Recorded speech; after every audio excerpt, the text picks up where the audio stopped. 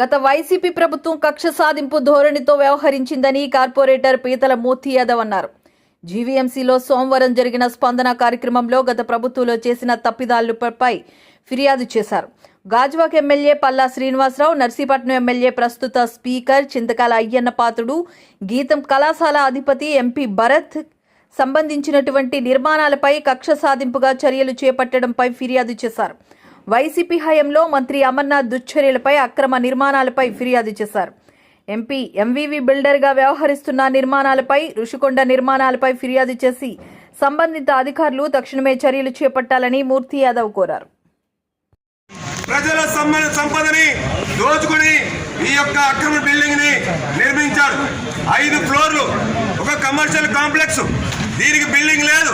సామాన్యుడు ఇల్లు కట్టుకుంటే 50 గజాల్లోనో 100 గజాల్లోనో జీవీఎంసీ అధికారులు ప్లాన్ పెట్టాలా, ఆ ప్లాన్ కి డబ్బులు చెల్లించాలి జీవీఎంసీకి.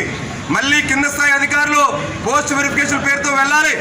వాళ్ళు ఓకే అంటేనే పునాదులు తవ్వాలి. అంటే సామాన్యుడికి, వైసీపీ నేతల కార్యాలయాలకి మీరు చూడండి, వీళ్ళు చేసిందంతా కూడా గత 5 ఏళ్లలో అక్రమాలు, అక్రమ నిర్మాణాలు, అవినీతి. దాని నిదర్శనం ఈ కోడిగుడ్డు మంత్రికి కోడిగుడ్డు మీద ఏకలు పేకట్టే పని చేస్తా ఉన్నాడు ఆయన.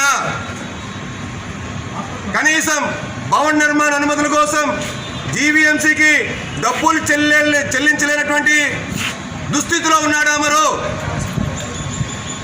పవన్ కళ్యాణ్ గారిని అసెంబ్లీ గేట్ కూడా తాకమని అన్నారు. ఈ వైసీపీ మాజీ మంత్రులందరూ కూడా ఇవాళ ఏం మాట్లాడతారు? ఇవాళ నిజాయితీకి, నిష్పక్షపాతంగా ప్రజల పక్షాన ప్రజా సంపదని, ప్రభుత్వ సంపదని కాపాడడానికి జనసేనాని పవన్ కళ్యాణ్ గారు ఇవాళ రాష్ట్ర ఉప ముఖ్యమంత్రిగా ఉన్నారు. నారా చంద్రబాబు నాయుడు గారు రాష్ట్ర భవిష్యత్తు కోసం ఇవాళ కూర్చొని ఉన్నారు. రాష్ట్ర ప్రజలు అందుకే పట్టం కట్టారు.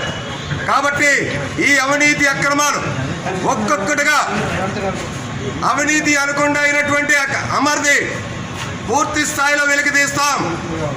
అమర్ యొక్క అవినీతి అక్రమాలకి తాడదీస్తాం. వీళ్ళు దోచుకున్న ప్రజాధనాన్ని, ప్రభుత్వ సంపదని వెలుగు తీసి